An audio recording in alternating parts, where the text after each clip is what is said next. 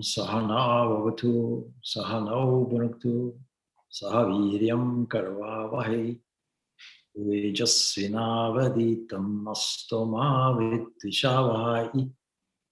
Om Shanti Shanti Shanti.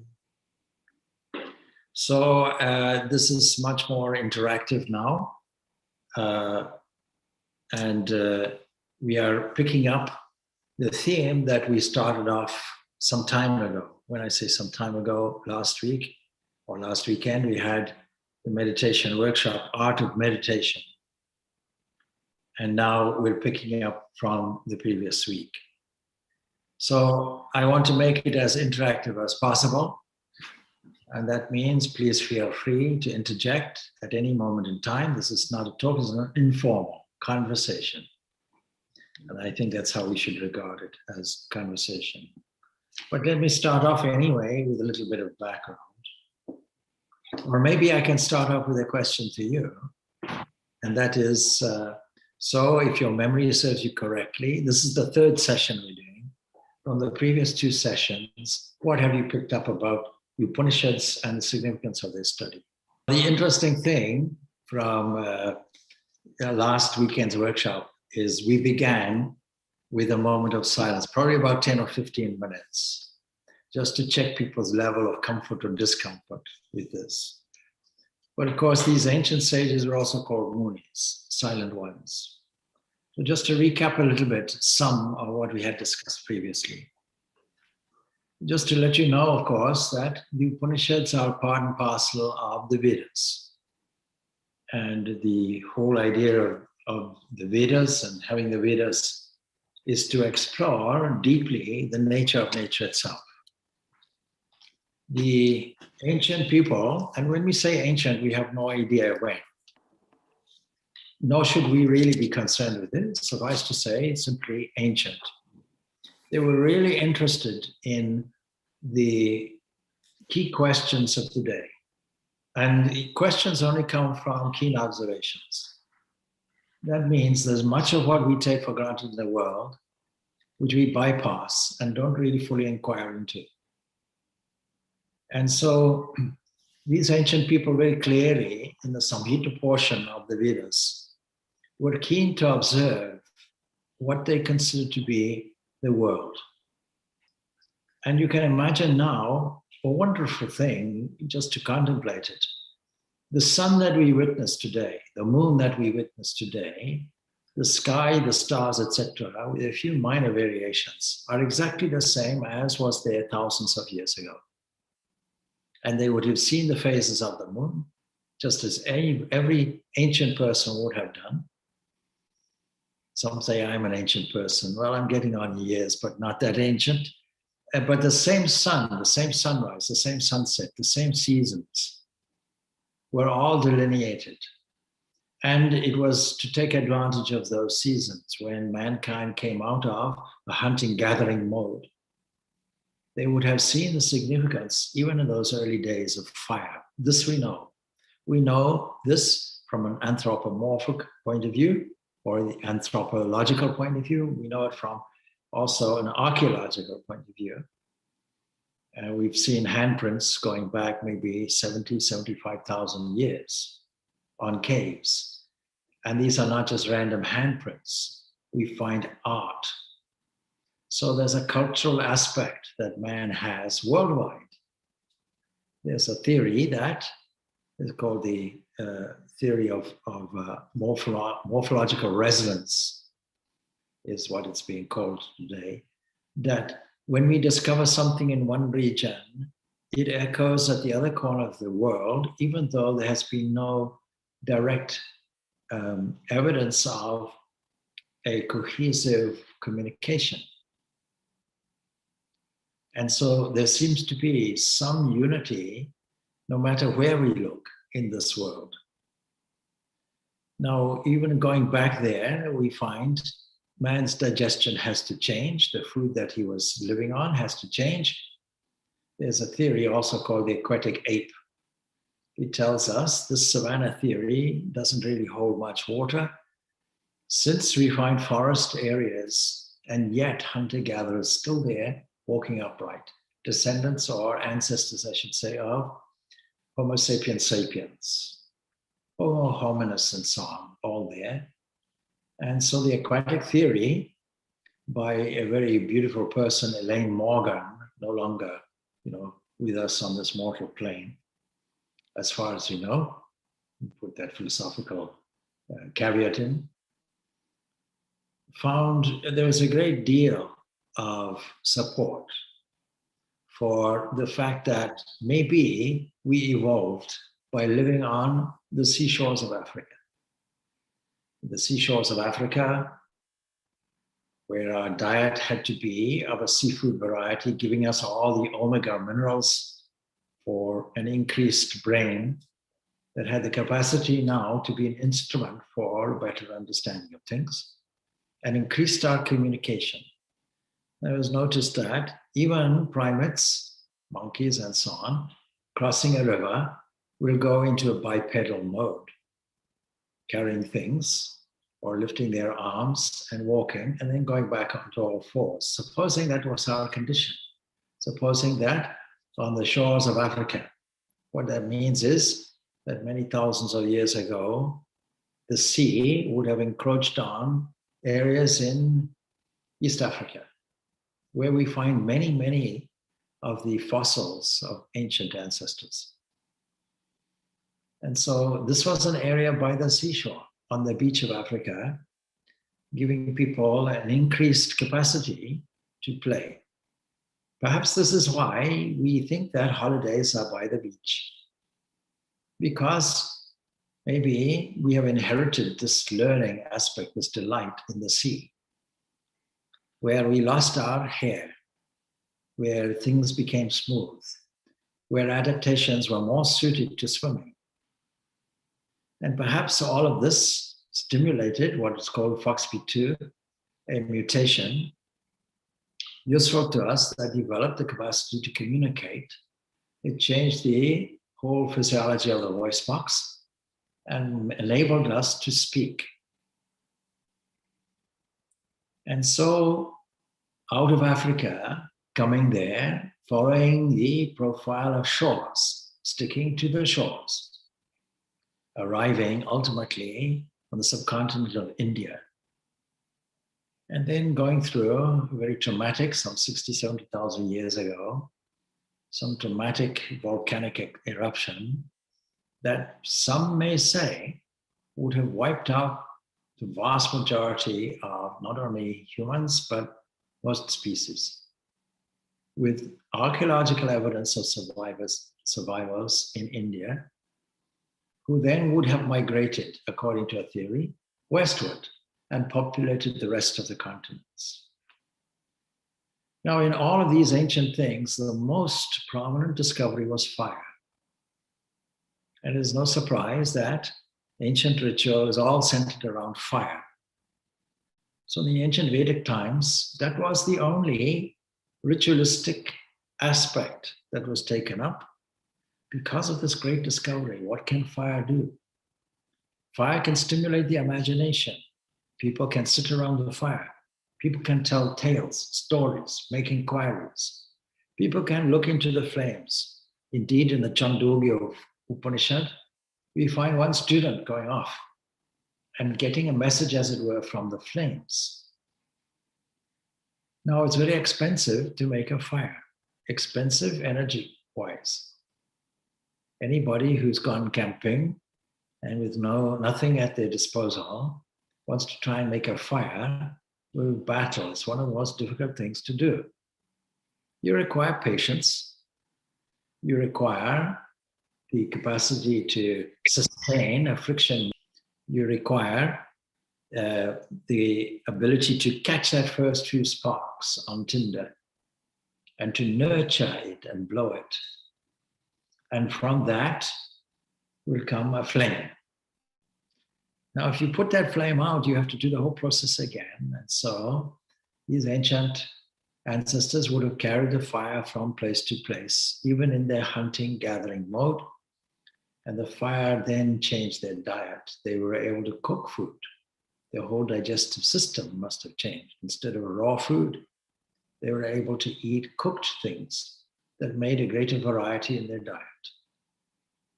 Now, ancient cultures are there today in Africa, in South America, various parts of the world, who still use these ancient techniques. But have they advanced in any way?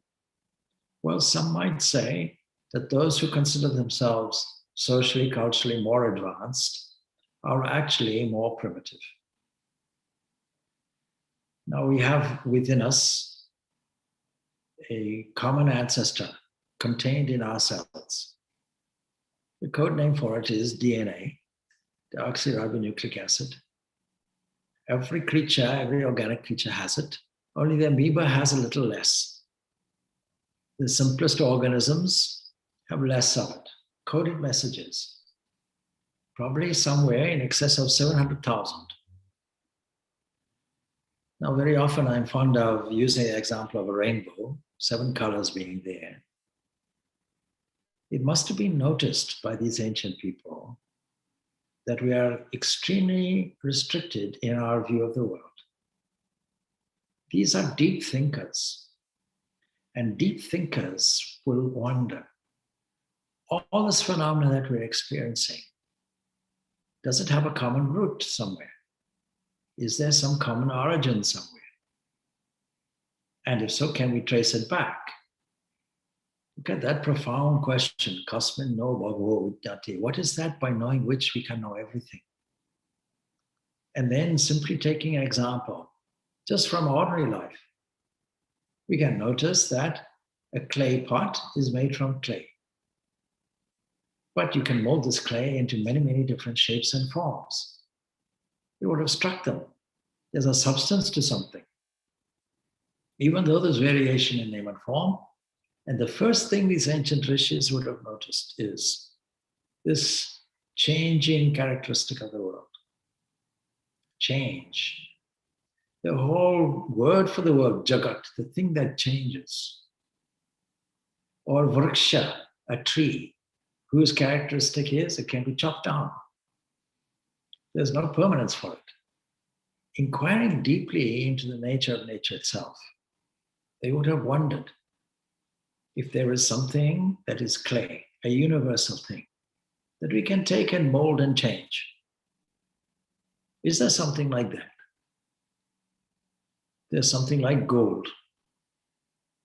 The ancient people would have learned the art, the great mystery today of metallurgy, combining various metals and making a very mysterious combination of these alloys, which have characteristics that even modern science hasn't really understood. Carried through into generations and generations down the various ages. So these were very advanced people. Very often you hear people who don't know anything about these ancient people declaring that the more ancient the people, the more primitive they must have been, and the more animal-like they must have been. But they're only talking about an approach. And that approach we're seeing today. 700,000 messages, coded messages contained in a single cell, and the same language of DNA used in every cell, just with different levels of complexity. And it's not the amount of possible combinations that there are there. It's not the amount of chromosomes that makes for intelligence. Because the rice plant has many more genetic chromosomes than we do. So it is in something very special. It is in the use of the potential. And so they would have understood from these ancient days. These Samhitas, the most primitive, if you will, or the most ancient portion of the Vedas, would have very acutely and astutely noticed life itself. and organized formulas to get over the second thing that they noticed, namely pain. And these answers to these questions have been taken up by heterodoxical schools. Buddhism, for example. Buddhism carried the Upanishads through Buddhism everywhere. And the translations of the Upanishads will go back maybe to the 17th century, done first into Persian and then throughout the whole world, were inspirations to modern philosophers, comparatively modern philosophers. The German philosopher Schopenhauer, it is said, conducted his life and certainly had his philosophy developed from the Upanishads. They say that when he developed his philosophy that was centered around will, he had in front of him copies of the Upanishads, translations of the Upanishads in German. He even named his dog Atman. He registers that before going to sleep at night. He would contemplate on the very principles, the various principles of the Upanishads. So this has had a great influence. And even going further back, the whole development of Neoplatonism, Plotinus, attributed to Plotinus in the Greco-Roman world, has influenced generations of theologians. It has its influence in Islam. It had its influence in Christianity. It is still there in Christianity. The Christian gospel that begins in the beginning of the word, was the word, is really so close to this Norse idea that Plotinus had, a reproduction of what is termed in mythology Brahma, or otherwise called Hiranyagarbha. So we see this influence, and those who wanted to know anything in those ancient days, there were at least a dozen different diverse subjects that students would have studied. But all of it would have been developed or developments from Vedas, including cosmology, including physics, including psychology, study of etymology, grammar, literature, study of history, study of warfare. You can get the game of chess. If you are skilled at playing chess and you're a military person, then you'll be very, very skilled at military maneuvers. Skilled in the art itself, dancing, music, etc. Skilled in the art of chanting, skilled in astrology and astronomy. All of these things. So they were very advanced people. Who were they?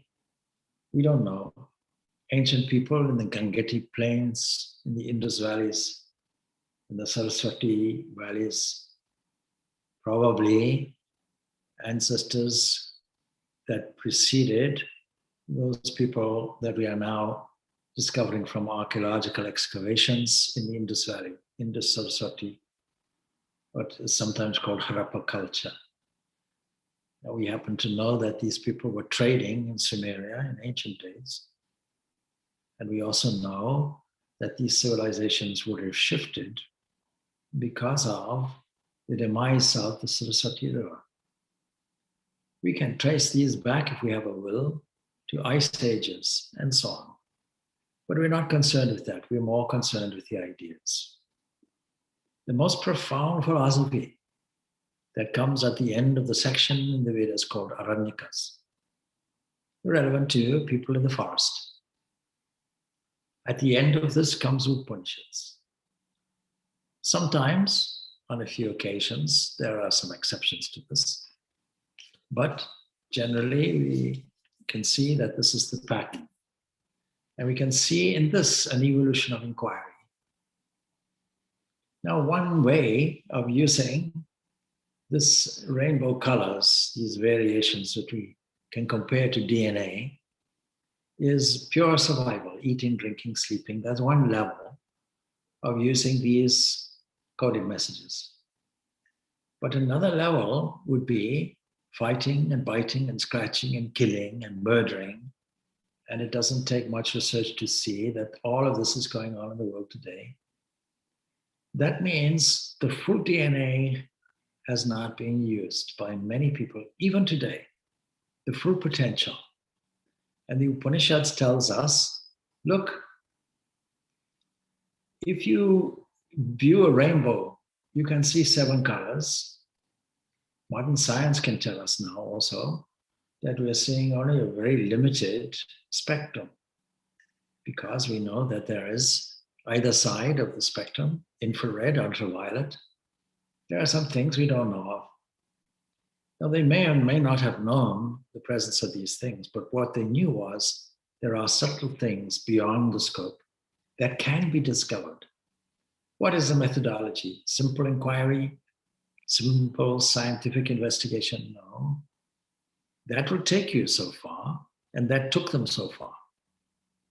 But ultimately, just as you see rainbow colors, when you're sitting somewhere and things come up in the mind, this qualia, this subjective experience, can be registered. And we notice some things are going on internally, and we can see them, we can observe them. So the question now arises, just as we can see a rainbow because we are not the rainbow, we can also see the goings on in the mind because we are not the mind. That makes perfect sense. Then there must be a search. What is that? By knowing which, we can know everything. Once we get to that root, we know the whole tree. Once we get to that most generalized truth, we know everything that there is to know. And so this research is there. Then if you carry out this inquiry, will it really solve the practical problems? That is, in a changing world, what is the changeless? Can we look for that? That's an inquiry. If we do that, will that be able to deal with the second problem we have? What is the second problem? Pain. And I told you how the Buddhism carried the Upanishads unwittingly, maybe unknowingly, across the borders of continents and countries. Carried these Vedantic ideas, even though they were heterodoxical. That means unorthodox. That means wasn't direct reference to the Vedas. Never mind, the inbuilt culture is there. So Buddha tells a very beautiful story. You see, it's about somebody who was being attacked by a tiger, and he runs away and finds the only place for his escape is a precipice. And so he climbs down the precipice, and seeing there that there's a root growing, he thinks, very good, I can hold on to this root. And so he holds on to the root. And as he's doing that, he hears another growling noise, and just immediately below him, not very far away, is another tiger looking up with smacking lips and thinking probably to itself, here's a meal. Tiger above, tiger below. What will you do? Hang on to the root. Then he sees black and white mice gnawing away at the root. Could it get any worse?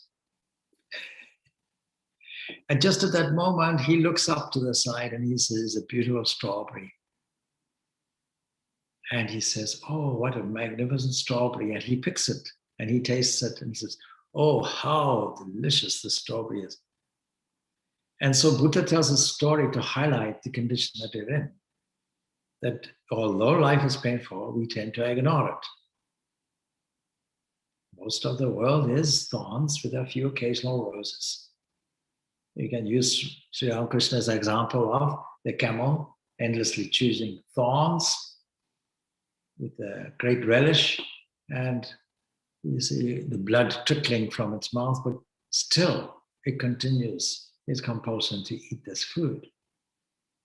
So this is the condition that we're in, and therefore the Upanishads have a practical application.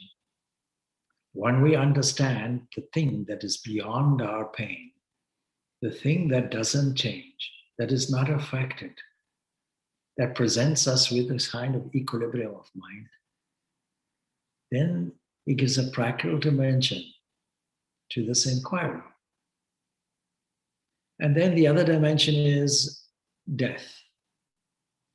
Regardless of when you were born, what era, death is a phenomenon common to everybody, and right now being hugely highlighted with the COVID pandemic.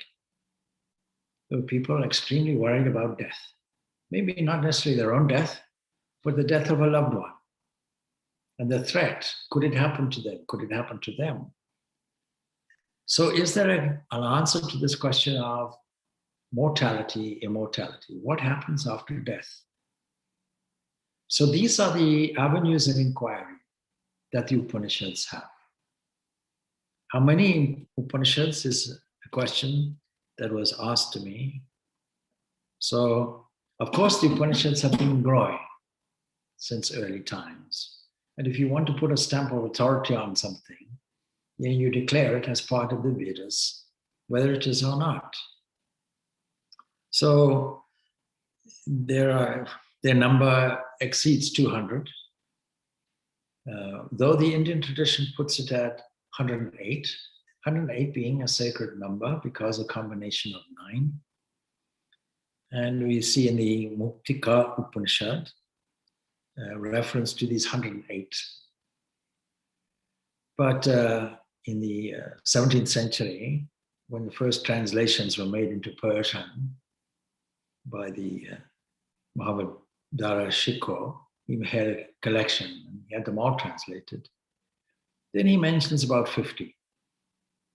And then I think certainly Narayana's list of the 1400 or not of this current era, he also mentions about 50. But the principal Upanishads will be very limited. We take them as more ancient, more authoritative. We can say there are 13 of these. 13 because Shankaracharya would have commented on 11 of these. He would have commented on Isha Upanishad, Kena Upanishad, Katha Upanishad, Prajna, Mundaka, Prajna Upanishad. We are studying on Tuesdays. Mundaka Upanishad, Mandukya, Taittiriya, Aitariya, Chandogya, Britaranyaka, Svetashvatra. He would have made commentaries on all of these. But he also refers, of course, to the Kaushitaki, Jabala, Mahanarayana, Pingala. He makes reference to these in his commentaries on the Brahma Sutras. Now, if this is confusing to you, let me just review what I had said before. And that is, we take 3 authoritative textbooks.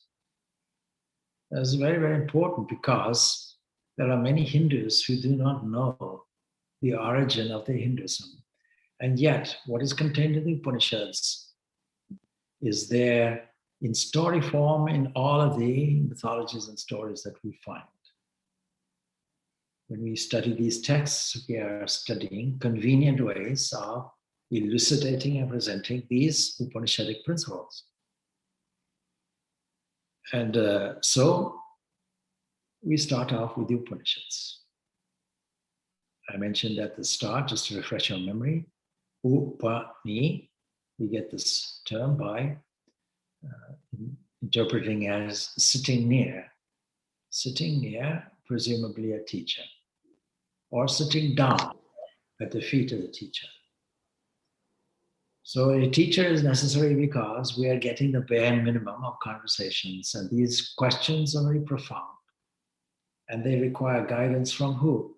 From somebody who has made the direct exploration, not the intellectual exploration, that's also necessary, but somebody who said, I have found.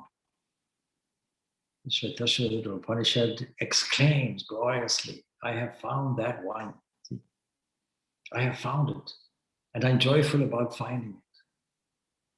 So that's the first part. Sorry, Swamiji, just to... yes. So the 3 authoritative textbooks are? Okay. So I told you Upanishads. Yeah. I'm about to tell you the second one. Oh, great. I thought I missed that. No. Well, the second one is the Bhagavad Gita. Because you see, the Bhagavad Gita declares at the end of every chapter that it's also an Upanishad. It has the authority of the Upanishad, even though it is in a different class. A class of texts that are accumulated from memory.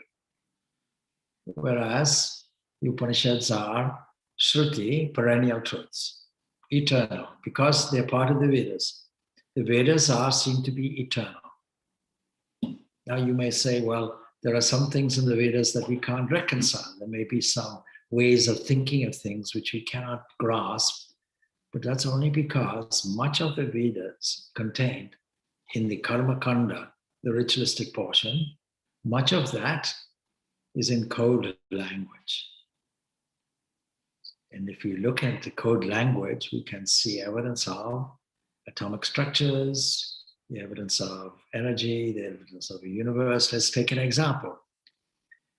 The description Vishnu, the one that penetrates everywhere, or the thing that is protective everywhere, really stands for the observable universe, just as an example. So the Bhagavad Gita presents beautifully a lovely garland in the Gita Dhyanam, the meditation on Gita, the whole image of Krishna milking the udders of the cows that represent the Upanishads and presenting it for Arjun, who represents all of us, to drink. Then the third component of this Prasthanatraya is the Brahma Sutras. So these are texts that will coordinate all these ideas that are disparate, not organized well in the Upanishads. And this organizational structure, every person who has a school of thought or wants to develop one will have to make a commentary on these three texts. Now the Brahma Sutras, like all sutra literature, is bare minimum. So it requires some commentary. And in Shankara's commentary on the Brahma Sutra, he mentions these other Upanishads.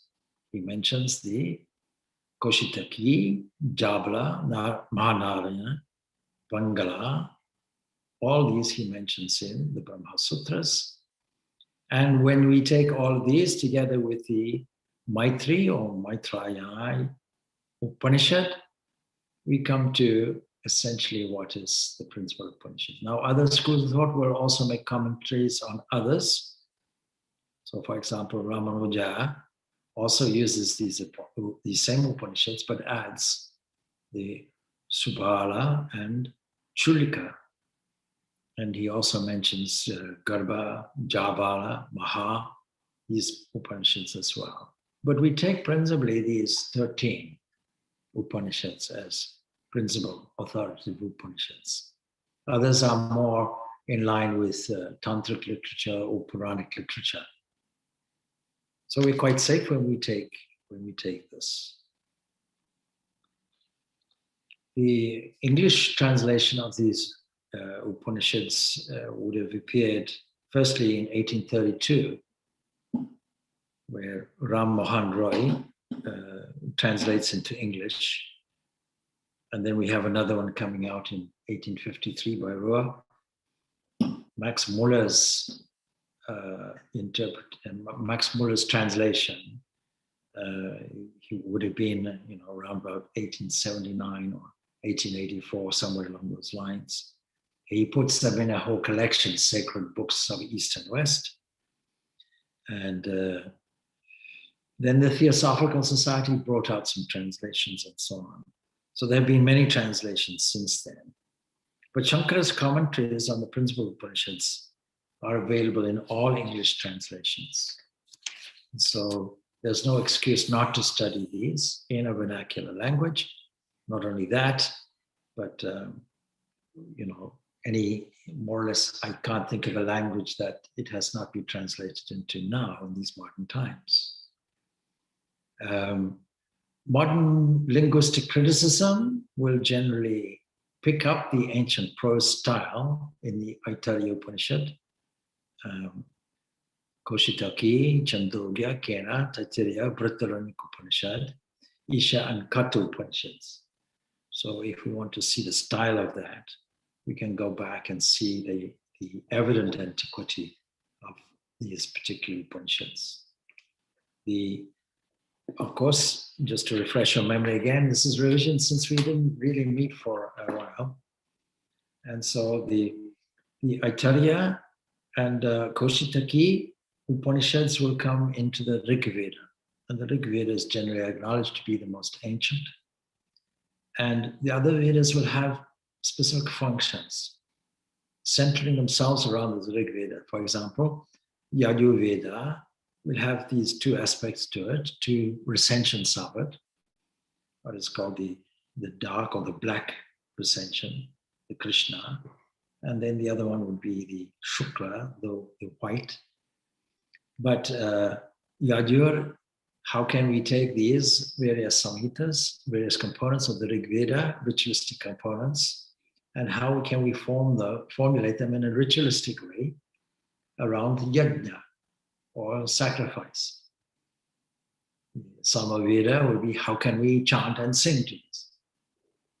And then the Atharva Veda is how can we use various mantras or various strands of thought in a directed way to create a result for us, otherwise called spells. So each one has different emphasis, functional emphasis, but each one will have these same components. Samhita is either poetry or prose portions glorifying nature itself and investigating into the nature of nature. We will have the Brahmanas, how can we bring this out in our ritualistic way? And then it'll have this forest, this Aranyaka portion, and then we'll have the Upanishad portion. If we allocate it to the various stages of life, this is just refreshing what we had said. And that is that the stage of studentship, lasting up to, say, 24, 25 years of age, deemed to be 1/4 of your total life of 100 years. So you want to study these samhitas at that point. You want to study the science. The science and the art, we can put into those categories. And then we want to study at the householder's phase, how can we achieve our goal of wealth creation? We have to do it through understanding the ritual that is necessary for it. In other words, the prayer system that will give us a long and fruitful and abundant life. And then that's the Brahmanas. And then we come on to that portion, which is the Aranyakas, retired into forest life, the forest. Can we make some philosophical meaning of this? Can we shift the emphasis of our material desires? And is there every reason to do it? And then finally, wandering off in the last portion of your life to discover the fundamental root of it, the life of sin. So this is how the social structure was seen. So each section of the Vedas is suited for each one of these stages of life. In the Shukla Yajur Veda, we find this Brihadaranyaka Upanishad, such an extensive work. We also find the Isha Upanishad, which is very simple. Mahatma Gandhi said, if all this literature was destroyed completely, and we just retained the opening verse of the Isha Upanishad, Isha Vasham Idam Sarvam Yakinchat Jagatyam Jagat, all this is covered or penetrated or permeated by the Lord. A wonderful statement. It also brings me to another point. The point is that in studying these Upanishads, there are two things that come out. The principle of this investigation and directing you in your investigation. And secondly, meditation. All the Upanishads provide abundant material for meditation as part of your investigation, firing up the imagination. See? Tameva, see? Tameva bantam sarvam. You see, it begins like that. You see, anubhati sarvam. He shining, that being shining, all things shine. Let's just pause a moment just to think about that. What are the things that are shining? We don't have to go far to find things that are shining. Tamavam, Vantam, Anubhati Saram. This shining, all things shine. By its effulgence, Tasya Bhasa Sarvamidam Vibhati. By its effulgence, by its very self-luminosity, all these other things have that reflected luminosity. All these are variously illumined. Tameva Bantam Anubhati Sarvam Tasya Bhasa Sarvamidam Vibhati. He's shining. All these things shine. And through his luster, all these are illumined variously. Now, when you look into as anybody, some creature, let's take a human, whether they're morally good or not, there's no question the eyes are shining. And with light also comes heat. Food is being digested. What we call life, we can easily call light because there's a liveliness in the person. And it doesn't take us long to understand, as we discovered in the Prashna Upanishad, that all of life we can attribute to solar energy. We don't have any life of our own. It is all bottled sunshine. All our food is bottled sunshine. And that food creates energy. And the energy, again, seeks food, digests the food, and transforms it into energy. See the cycle. It's impossible to distinguish matter and energy. It all comes under the same thing. Then we know how bright and beautiful the sun is. You see how the most significant and important mantra in the whole scope of the Vedas is called Gayatri Mantra. That is praising Savitri, praising essentially the shining one, that Aditi, that shining one that we call the sun. What is behind the sun is the investigation the Upanishads will make. Not to mention all the stars and all the other luminous bodies, moon and so on and so forth. So there is a meditative aspect to these Upanishads. And then, of course, if we go to the other recension of the Ayurveda, Krishna Upanishad, or the Krishna Veda, I should say, we can also see these texts. And from the Taittiriya Aranyaka, we have the Taittiriya Upanishad itself. We have the Katha Upanishad. We have the Maitri Upanishad. We have the Shvetashvatara Upanishads.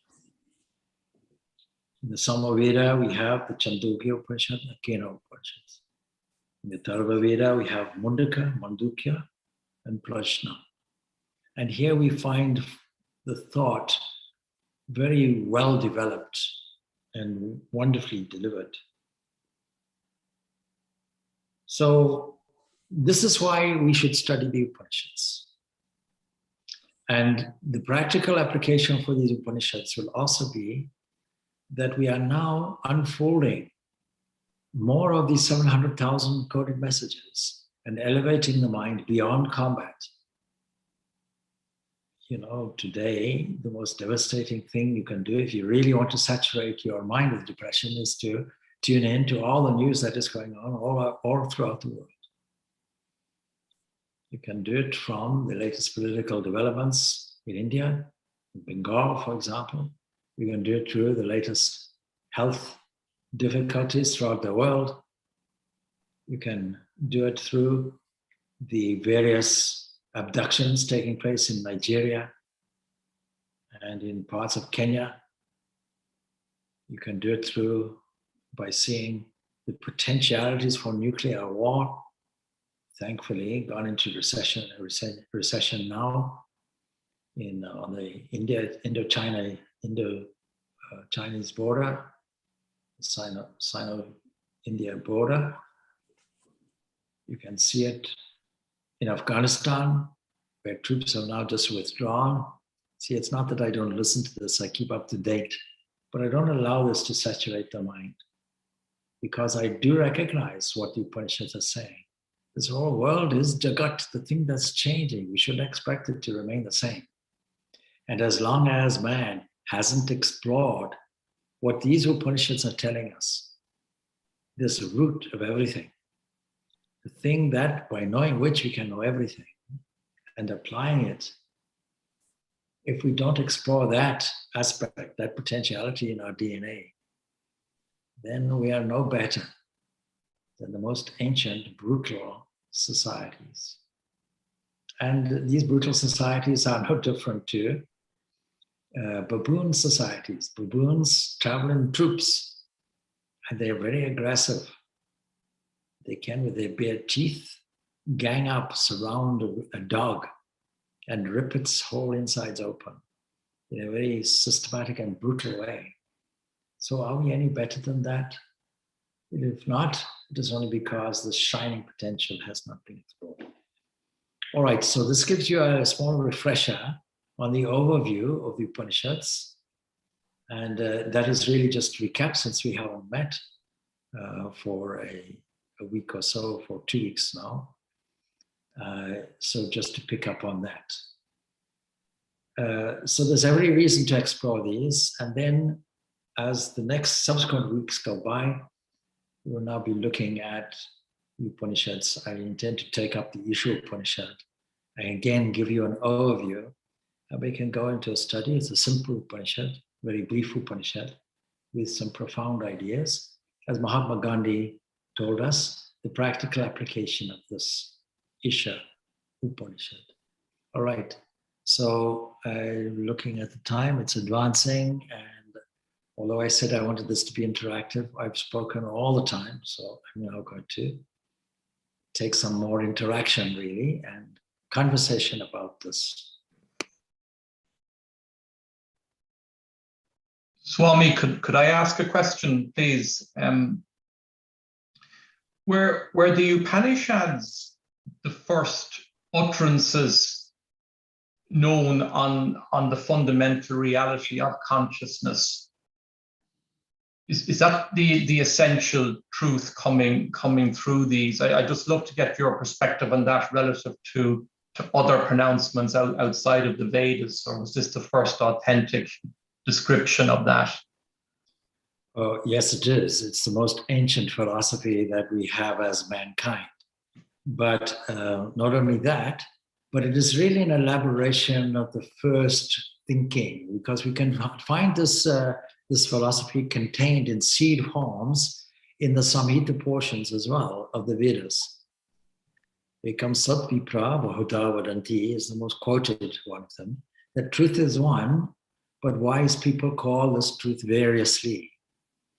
So we have the seeds of this. We have the seeds of this in the Purusha Suktam. We have the seeds of this in these other various profound texts that we have coming out in the Vedas. So it's not that these were not contained in the most ancient portion of the Vedas. We find them there. We just find them elaborated and emphasized and thought into deeply. But there's no doubt that this philosophy contained in the Upanishads, which we call Vedanta, that is the end of the Vedas, the end of the Aranyakas typically, or in some cases the end of the Brahmanas, but certainly the end in terms of the final essential conclusion, because none of the other portions of the Vedas gives us these permanent understandings and answers to problems, but there is something in the Vedas suitable for everybody.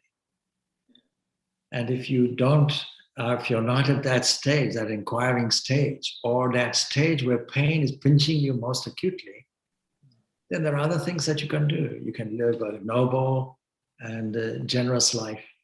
You can be socially orientated in your generosity. And you can be full of an internal mobilization of your feeling and stand in awe of all the elements of nature.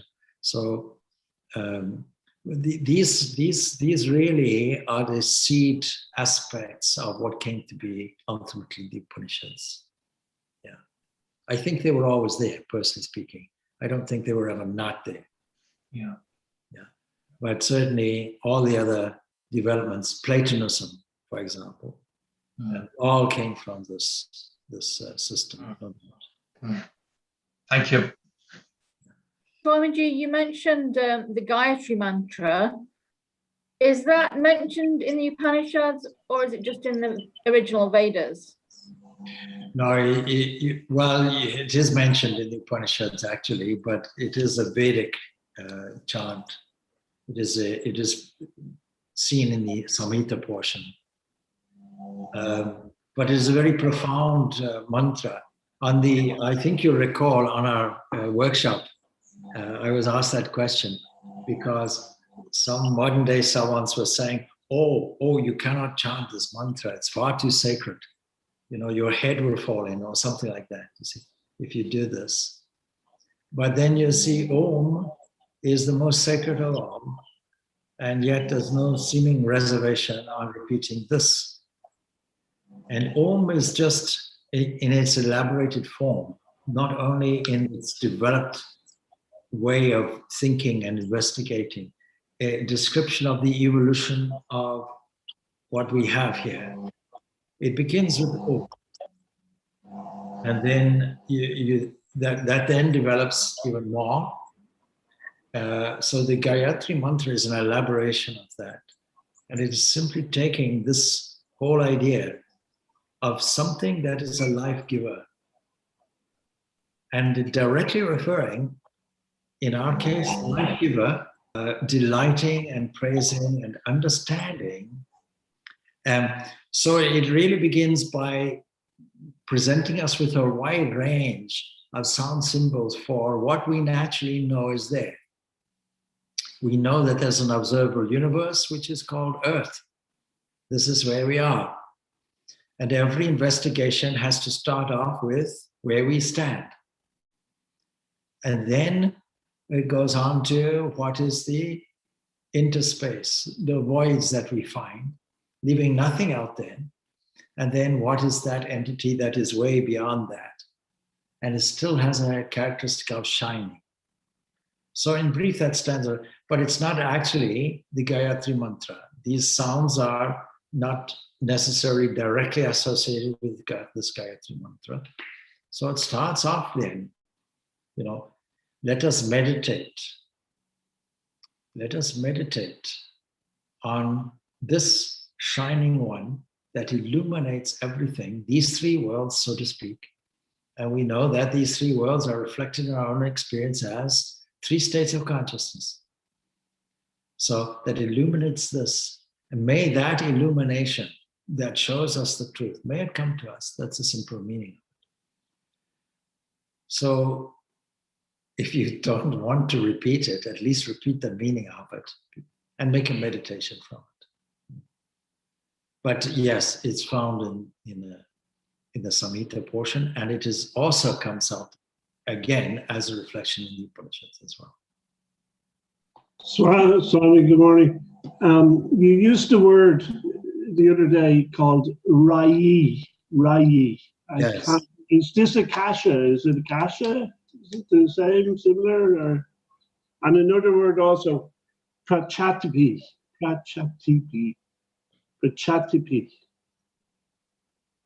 I don't understand. Can you Okay. the meaning of that? Yeah. Words? So we've come to the Prajna Upanishad. Actually, there was a question that was given to me by email on it, and it was centered around the first question in the Prajna. Prajna is to do with 6 questions. And the first question basically is saying, where does all this thing, where does everything come from? And so it comes from Prajapati, I think is what you're thinking of. Prajapati is seen to be the Lord of all creatures. So the root is seen to be in that way. If this is seen to be a creation, well, what is that creator? And that creator must be the Lord of all that. And then how does that create? It creates as a material and efficient cause from itself, from himself. You want to put a gender on, you could say him. So it equates to Brahma. It equates to the golden womb, Hiranya Garbha. So it equates to a cosmic mind. This world came from a cosmic mind. How did it originate? Well, it originated by this lot of creatures wanting, having no other creatures, so standing in potentiality, created potentiality, wanting offspring, desirous of, let me be many. And so this came out in two forms. Now it's beautifully described because the teacher, Pipalada, he describes this matter and energy in terms of eater and eaten. And whatever you examine will be something that is always eaten. You can take the simple example of food. In order to get energy, we take food. Rai means food. And it also stands for matter. It also stands for the thing that is eaten. And Rai, it will be a feminine gender in Sanskrit.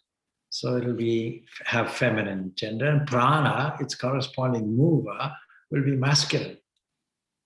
I know in later tantric systems, it turned around on the other way, that prana became feminine.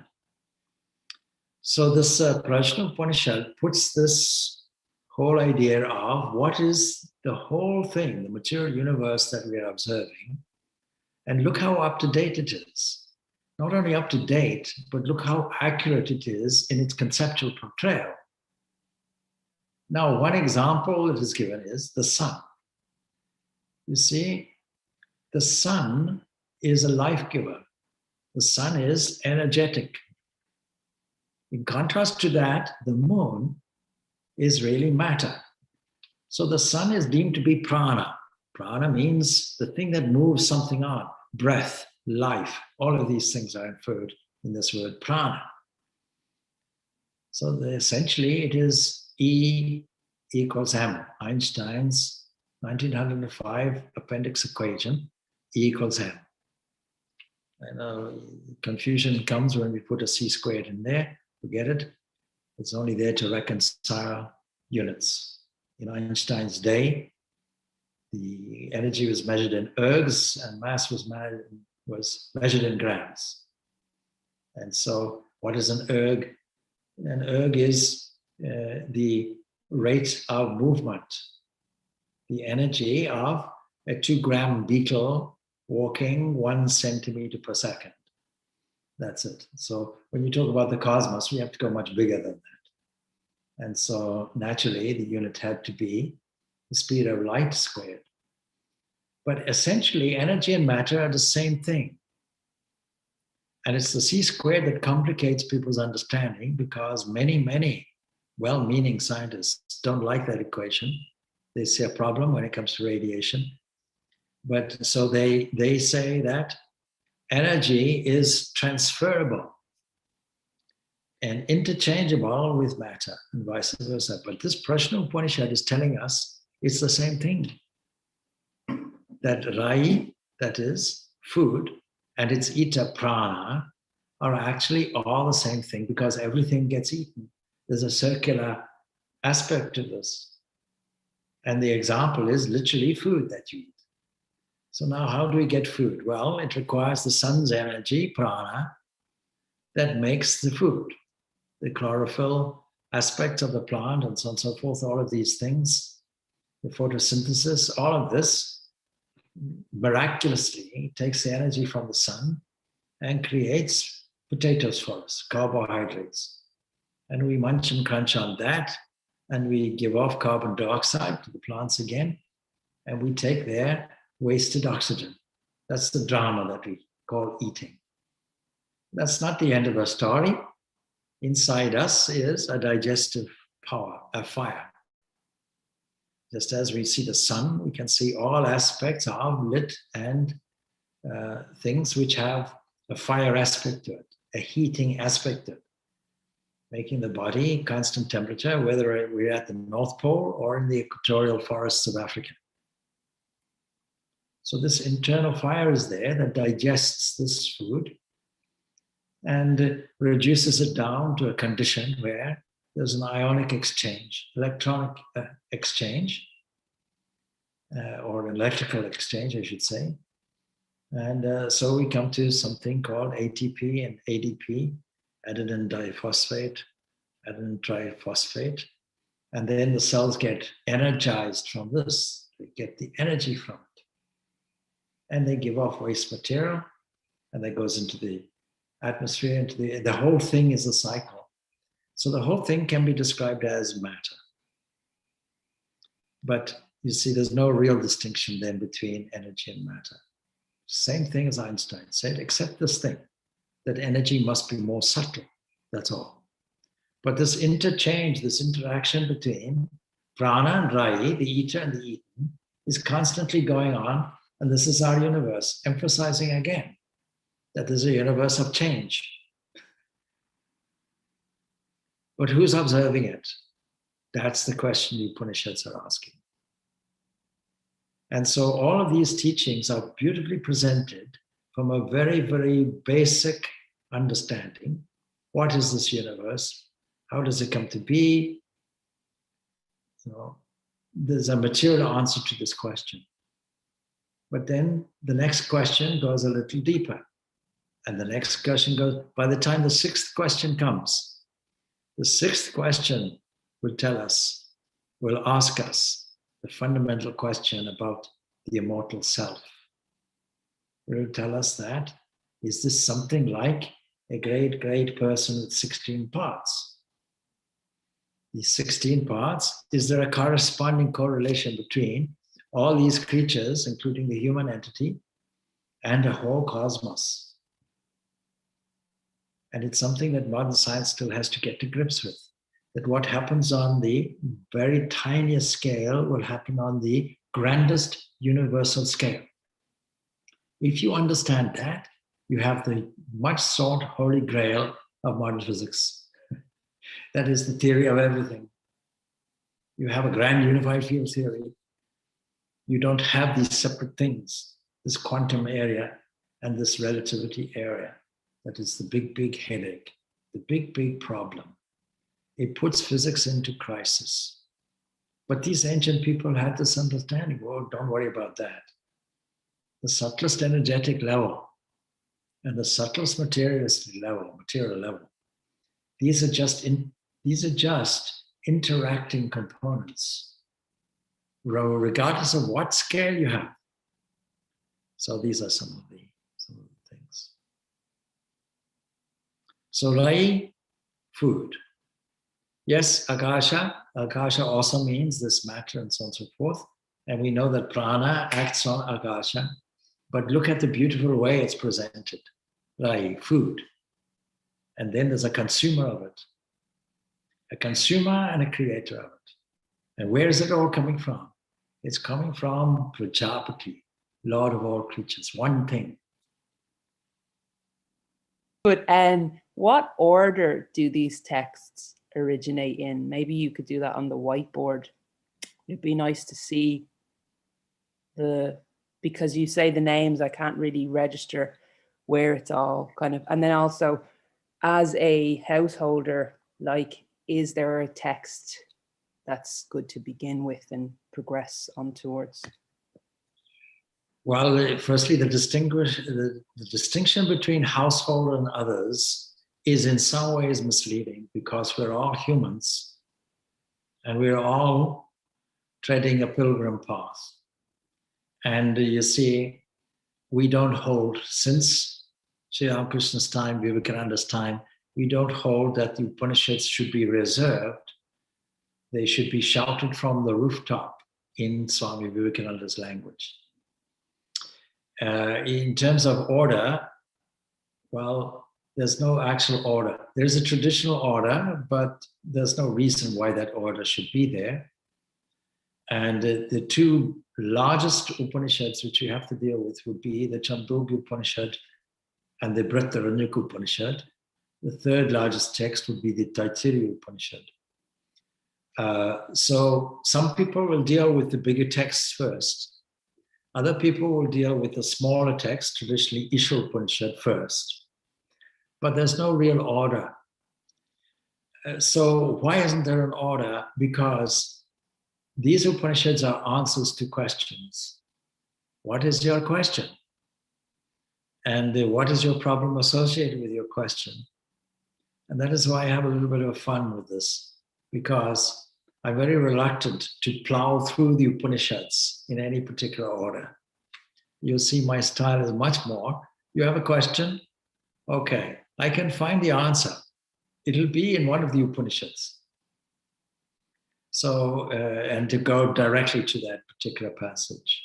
But what we will do is, well, what I can do the next time is I can write on the board all the Upanishads that I have mentioned, all right? The 8 Upanishads are 2 volumes that are produced. These are produced by, That's so there are 2 volumes that come out. Yes, please hold it up for us. Yeah. But so the 2 volumes will give you 8, and then Brihadaranyaka Upanishad and Chandogya Upanishad will give you 10. 10 is enough to be going on with. Yeah, commentary from Shankaracharya.